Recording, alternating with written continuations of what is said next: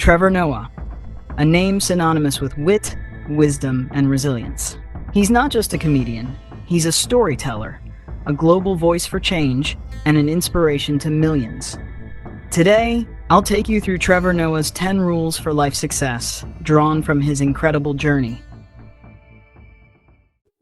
Cafeteria. 1. Embrace your identity.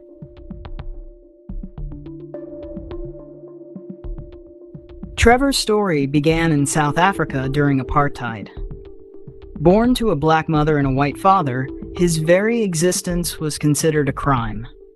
But instead of hiding, Trevor embraced his identity. He teaches us to be proud of where we come from and who we are because authenticity is the foundation of self-confidence. And so recently, maybe, since you're asking me, what is one of these things? What is something? I think back to how not having shaped how I see the world, shaped how I move in the world. Not having food sometimes, not having money sometimes, not even having luxury items sometimes, whether it be clothing or cars, whatever it may be. But recently I've found myself going, man, so much of how you define yourself is through the lens of having or not having, particularly because of how you grew up. 2. Consider others. Trevor's humor often bridges divides, showing us the value of empathy. By considering others, you also learn more about yourself. It's through understanding others that Trevor connects with people across the globe. Growing up, my mom drilled into me through her actions as well, not just through her words, that we were always to consider others. Always, always, always, always, always, always. There's an old man who's our neighbor. His grass is getting too long. We must go help him cut the grass. And I was like, this lady is insane. We're going to cut somebody else's grass? Is he paying us? No, he's not paying us. We're just doing this. He didn't even ask us, by the way. He didn't even seem to appreciate that we were going to do it, by the way. And I remember this one really sticks with me prominently because she said to me, I said, why are we doing this? Like genuinely, what are we, this is just torture. And she said, by considering others, you are also able to consider yourself. And she said, if this man doesn't cut his grass, you know what's going to happen? There's going to be rats in his yard. And she said, and you know where the rats go? They're going to come to our house as well. And so she said, I'm cutting his grass for him, but I'm also cutting his grass for us. Mm-hmm. And so we can live in a world where we say we don't cut grass for other people, or we can live in a world where we say, if I'm able to, I'll cut their grass so that I also don't experience the rats. 3. Use humor to overcome struggles. For Trevor, humor isn't just entertainment, it's survival. Laughter doesn't erase pain, but it transforms it into something manageable. It's a tool to navigate life's toughest challenges. In my family, it's a filter that you see the world through. And so it doesn't minimize what's happening to you. It doesn't minimize how you feel about what's happening, but it helps you cope with the information that's coming in. And so that's how we've always used humor in my home. Growing up, I always realized that humor was a tool I could use. I mean, whether it was getting away from bullies, whether it was, making my mom laugh so that she wouldn't beat me, whether it was, basically it was always to avoid being done grievous bodily harm. That's what you use humor for. Yeah. You go like, what did they say? A laughing jury is not a hanging jury? Right. Yeah, so I mean, my life was punctuated by comedy. 4. Engage in difficult conversations. Trevor isn't afraid to tackle tough topics, whether it's politics, race, or inequality. He reminds us that difficult conversations clear up misunderstandings and fix problems before they grow worse. A few days ago, I was at an event, and people were having really interesting and dynamic conversations about really difficult topics, men, women, young and old alike. And every few minutes, somebody would start their opinion with the phrase, now, I would never say this in public, but, or I would never say this if I was being recorded, but, and I found that fascinating. So many of us have opinions and ideas about the world that we live in.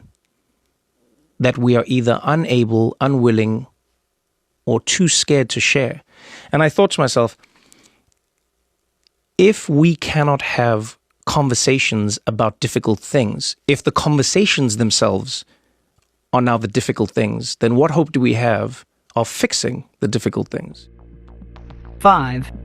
Stay curious and educate yourself. Curiosity has been Trevor's lifelong companion. Whether it's learning about cultures, politics, or history, he knows that education is the foundation of everything. Staying curious keeps us growing. You know, people would say to me, "Oh, how did you get here? How are you in the US? How did you travel around the world? How?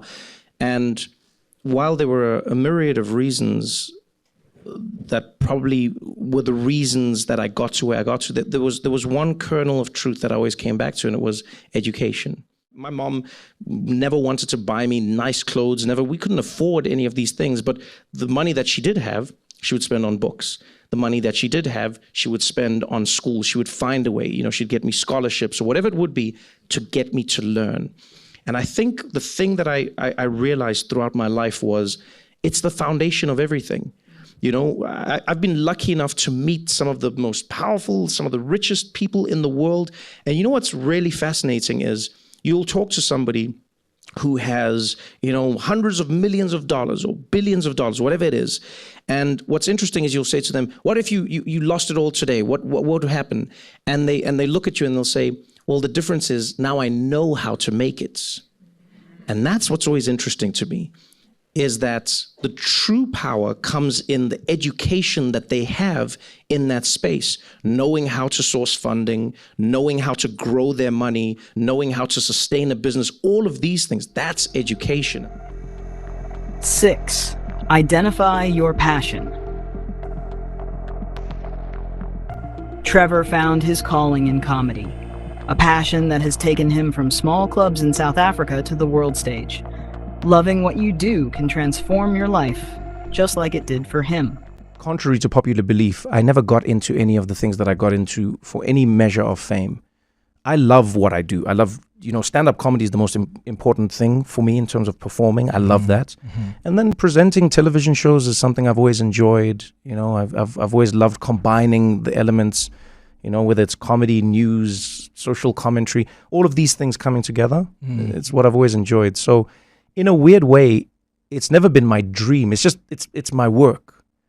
And then my work happens to be attached to something that's very outward facing. Yeah. And I always try and explain that to people as I go, if I was good at medicine, I would have been a doctor. And then, maybe in another universe, doctors would have been people who are quote unquote famous. Yeah. But this is just what I like doing. Yeah. It's my trade, it's my craft, it's what I work towards. But I appreciate it because I think there are many people who work in certain fields where they may not get any direct feedback from the people who appreciate what they do. Yeah. 7. Share it with the ladies. Trevor has always championed gender equality. He believes that empowering women isn't just fair, it's smart. Gender inclusivity is a recipe for collective growth. But time and time again, you give a woman the power she deserves, you give her the equity, you give her the inclusion, the household changes, the society changes, the pressure that men feel changes. And when that pressure changes, you then just start to see a society that stabilizes itself. And it's a little more peaceful. It's a little more calm. It's a more pleasurable place to be. And I think sometimes when we think to ourselves, oh yeah, no, let's do this. It's not doing it for the ladies. No, it's not that. You want a balanced household. Sort of is. Which gives you... No, but I'm saying you're not doing it for. It's not the for. You're going, we're doing it for us. And I think once we think of it through that lens, anyone can tell you if they grew up in a household where mom and dad earned an income, that was a very different household. If you grew up in a society where women had access to money, I'll tell you now from Africa, that's one thing we've learned time and time again. Give your grandmother the money, see how long that money lasts in the house. Give your aunt the money, see how long that money lasts in the house. A dollar goes a lot further when it's in a woman's hands. And it's not because men don't have the ability to hold that dollar. But it's because for so long, women have borne the brunt of not having the dollar. And so I think they think about that very differently. And so I think if we create that equity that, I love your foundation working on, we just create a space where as men, we get to go like, okay, we get to breathe a little bit more. And the economy that we're always chasing, it will grow. It's a byproduct of a world that is well run. 8. Cultivate true friendships. Trevor values true friendship. He knows that during life's toughest moments, it's the friends you've cultivated who will support and uplift you. It's very lonely, and some people are even waiting to see how it's going to go before they endorse you. Yeah. That's why somebody like Kevin Hart is someone I'm always grateful to. I couldn't get a single guest for my show when we were starting. When it started. Yo, Clement, abeg fiwa lab. Bebatini. Oh, people were just like, we're not coming. Like, who are you? Yeah, people were like, we're not going to take a chance. Who's this guy? Why would we go on this show? And then we contacted Kevin Hart, and Kevin was like, yeah, I'll come. Kevin's like, I love this guy. I've seen his comedy. I love what he does. I know that people here don't know him. I think he's a star. Kevin came, was the first guest on my show. That's beautiful, man. Put his neck on the line there. And forevermore, I was like, I will always be grateful to this guy because he did something that many people wouldn't. Many people came to the show later. Oh, you're great. Oh my God, fantastic. Oh, Trevor, They said no. I'm a big fan. I'm like, yeah, but you know what I mean? Because a lot of people, they just want to be on trains that are going in the right direction. They don't want to be there when your train seems like it's not moving. So I think it was lonely initially, but what it helped me to realize is that you've got to make sure your friends are your real friends. So I go up with my friends, I go down with my friends. And yes, it was lonely in one way, but it was good because you don't want to build a village of fake people. Yeah. You would rather have a small community that is genuinely there for who you are, not what you're doing or what you're achieving. 9. Practice authenticity with emotional intelligence. Trevor is unapologetically himself, but he pairs authenticity with emotional intelligence. He teaches us to express our true selves while being mindful of how our emotions affect others. You are never going to be your most authentic self with everyone, nor should you be. I don't believe in that. I think authenticity is context-based. Okay. You are most authentic or should be with yourself.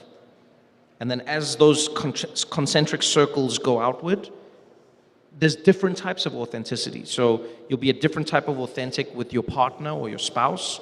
You'll be another type of authentic with your kids. You'll be another type of authentic with your family, with your friends, with your colleagues, with people you live in the same town with, city, country, world. So I think in every space, I'm trying to be as authentic as I need to be. Yeah. And it doesn't mean that you're being fake. You're acknowledging that you're existing in a space with other people, Like I listen to music the way I listen to it, but when I'm in a different space, I might be cognizant of the fact that somebody's close to me, and so I'll turn the music down to a certain level, or I'll turn it, because I understand that you're here. It doesn't mean that I'm not being authentic. It just means that I'm acknowledging my authenticity might brush up against yours.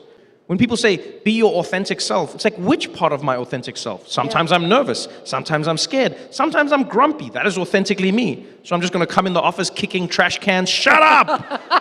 That's authentic. I'm having a shitty day. Welcome to Real Trev. No. Deal with your shit at home. Understand that in this space, your authenticity is affecting other people. You have to have a certain amount of emotional intelligence to process that, but that's what living in a society is all about. But try and be yourself in as many places as you can. Try and grow. And I think that's what building a relationship and communicating is all about. But please, save your authentic self for the situations that deserve it. 10. Leave room for unexpected possibilities.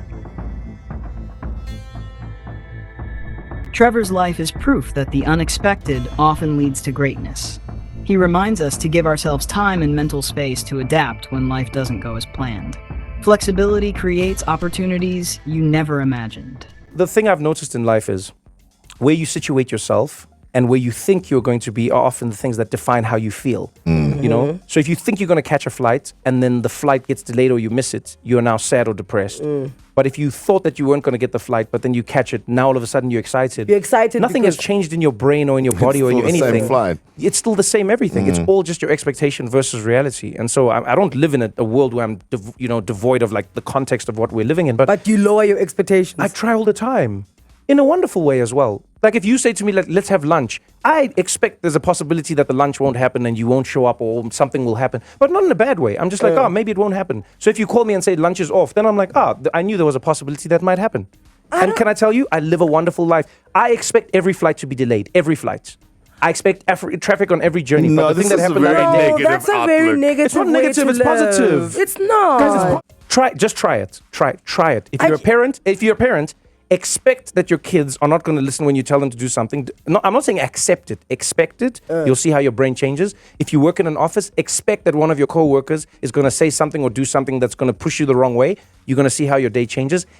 I'm not saying think the worst. I'm just saying expect the possibility that maybe things will not go the way you wished for them to go, and you will notice how you are limiting how much disappointment you experience. And you're living in a world where now you get to just enjoy life as it unfolds. I remember thinking this one day. I was chatting to a comedian. I even forget who it was. We're in New York and we're having this conversation. And this comedian was sad, like actually sad. And I was like, what's going on? And he's like, yeah, we're struggling to sell tickets.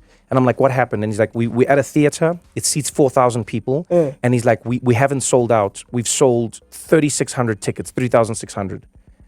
And I said, literally in that moment, I said, do you ever think for a second how crazy it is that there was a time in our lives as comedians when we would have dreamed to sell 1,000 tickets, but now because you increase the size of the venue has told you that it's not full. But if you had put this show in a 3,000 seater, you would have sold it out in a 1,000 seater. You would have sold it out 3 times and had 600 people waiting outside. You would have said it's the most successful show of your life. Right.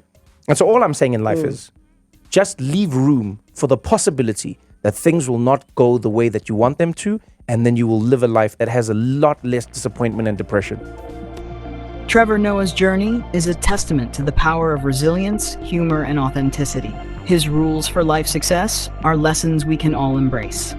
So stay curious, stay true, and never stop laughing. Cafe